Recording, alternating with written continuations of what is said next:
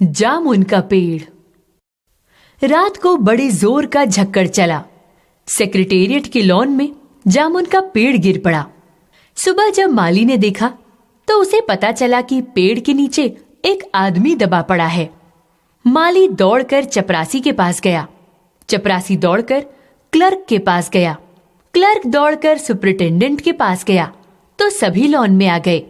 मिनटों में गिरे हुए पेड़ के नीचे दबे हुए आदमी के चारों ओर भीड़ इकट्ठी हो गई। बेचारा जामुन का पेड़ कितना फलदार था, एक क्लर्क बोला।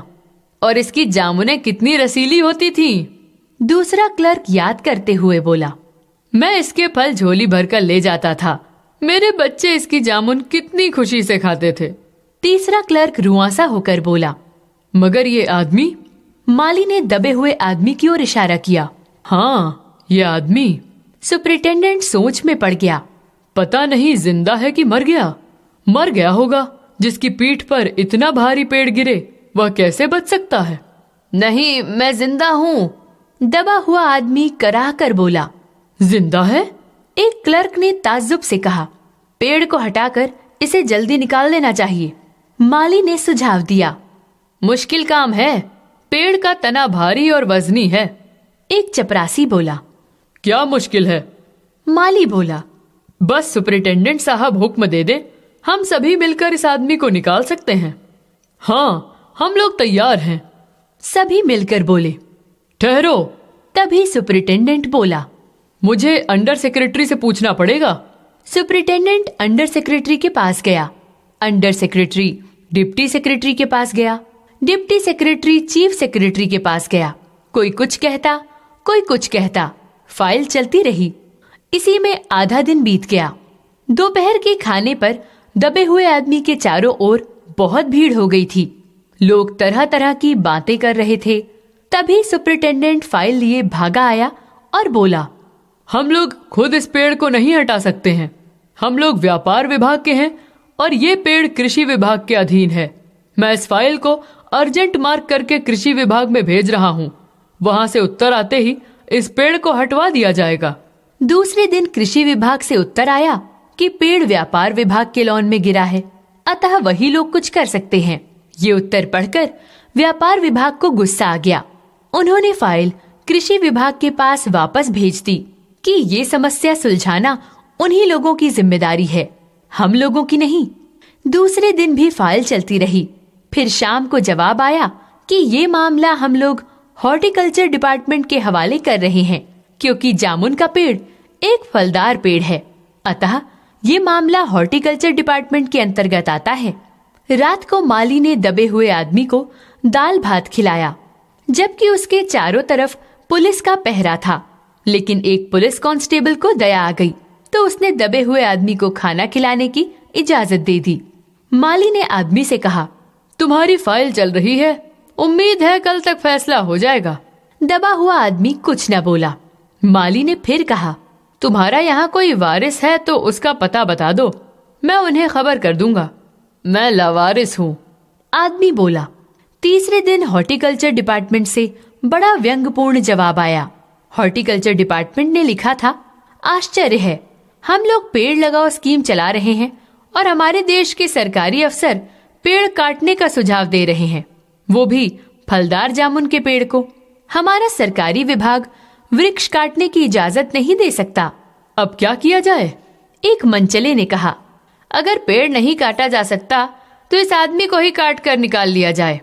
ये सुनकर दबा हुआ आदमी बोला, मगर इस तरह तो मैं मर जाऊंगा। ये भी ठीक कहता है, एक क्लर्क बोला। लेकिन उस मनचले ने कहा, आप नहीं जानते आजकल प्लास्टिक सर्जरी कितनी उन्नति कर चुकी है। मैं तो समझता हूँ कि इस आदमी को बीच से काट कर निकाल लिया जाए तो इसे फिर से जोड़ा जा सकता है। इस बार फाइल को मेडिकल डिपार्टमेंट में भेज दिया गया। मेडिकल डिपार्टमेंट ने तुरंत एक्शन लिया। उसने योग्य प्लास्टिक सर्जन को छानबीन के लिए भेज दिया। सर्जन ने दबे हुए आदमी की अच्छी तरह जांच करके रिपोर्ट भेजी कि ऑपरेशन तो हो सकता है, ऑपरेशन सफल भी हो सकता है, लेकिन आदमी मर सकता है। इसलिए ये फैसला रद्द कर दिया गया। रात को माली ने दबे हुए आदमी के मुंह में खिचड़ी खिलाते हुए बताया कि अब मामला ऊपर तक चला गया है। उम्मीद है सब काम ठीक हो जाएगा। दबा हुआ आदमी एक आह भरकर बोला, ये तो माना कि तगाफुल न करोगे, लेकिन खाक हो जाएंगे हम तुमको खबर होने तक। माली चकित होकर बोला, क्या तुम शायर हो? हाँ, आदमी बोला। दूसरे दिन माली ने चपरासी को बताया। चपरासी ने क्लर्क को। थोड़ी देर में यह खबर चारों ओर फैल गई। शाम होते होते सेक्रेटेरिएट का लॉन भांति भांति के कवियों से भर गया और दबे हुए आदमी के चारों ओर कवि सम्मेलन सा वातावरण हो गया। ये सूचना सेक्रेटेरिएट तक पहुंची तो कमेटी ने फैसला किया, चूंकि दबा हुआ आदमी एक कवि है, इसलिए इस फाइल का संबंध कल्चरल डिपार्टमेंट से है। अब फाइल कल्चरल डिपार्टमेंट के पास पहुंचा दी गई। वहां अनेक विभागों से गुजरती हुई साहित्य अकादमी के सेक्रेटरी के पास पहुंची। वह तुरंत दबे हुए आदमी का इंटरव्यू लेने पहुंच गया। तुम कवि हो? उसने पूछा। जी हाँ। किस उपनाम से शोभित हो? ओस। ओस? सेक्रेटरी जोर से चीखा। क्या वही ओस जिसका गद्य संग्रह ओस के फूल अभी हाल में प्रकाशित हुआ? दबे हुए कवि ने हुंकार में सिर हिलाया। क्या तुम हमारी अकादमी के मेंबर हो? सेक्रेटरी ने पूछा। नहीं। आश्चर्य है, इतना बड़ा कवि, ओस के फूल का लेखक, हमारी अकादमी का मेंबर नहीं है? उफ, कैसी भूल हो गई हमसे। इतना बड़ा कवि और कैसी अंधेरी गुमनामी में दबा पड़ा है। गुमनामी में नहीं, एक पेड़ के नीचे दबा हूँ। कृपया मुझे यहाँ से निकालिए, अभी बंदोबस्त करता हूँ। सेक्रेटरी फौरन बोला। उसने अपने विभाग में रिपोर्ट की। दूसरे दिन सेक्रेटरी आया और उस आदमी से बोला, मुबारक हो, मिठाई खिलाओ। हमारी साहित्य अकादमी ने तुम्हें अपनी केंद्रीय शाखा का मेंबर चुन लिया है। ये लो चुनाव पत्र। मगर मुझे इस पेड़ के नीचे से तो निकालो। दबे हुए आदमी ने कराहते हुए कहा। ये हम नहीं कर सकते हैं। सेक्रेटरी ने कहा। जो हम कर सकते थे हमने कर दिया, और यदि तुम मर जाओ तो तुम्हारे घर वालों को वजीफा दे सकते हैं। मैं अभी जीवित हूँ, कवि बोला। मुझे जिंदा रखो। मुसीबत ये है, सेक्रेटरी बोला, हमारा विभाग सिर्फ कल्चर से संबंधित है। पेड़ काटने का मामला है, कलम दवात से नहीं, आरी कुल्हाड़ी से संबंधित है। उसके लिए हमने फॉरेस्ट डिपार्टमेंट को अर्जेंट लिखकर भेज दिया है। शाम को माली ने आकर दबे हुए आदमी को बताया। कल फॉरेस्ट डिपार्टमेंट के आदमी इस पेड़ को काट देंगे और तुम्हारी जान बच जाएगी। अब दबे हुए आदमी का स्वास्थ्य जवाब दे रहा था। कल तक किसी न किसी तरह उसे जीवित रहना है। दूसरे दिन जब फॉरेस्ट डिपार्टमेंट के आदमी आरी कुल्हाड़ी लेकर पेड़ काटने पहुंचे तो उन्हें रोक दिया गया। मालूम हुआ कि विदेश विभाग से हुक्म आया है कि पेड़ को ना काटा जाए। अंडर सेक्रेटरी ने सुपरिंटेंडेंट को बताया।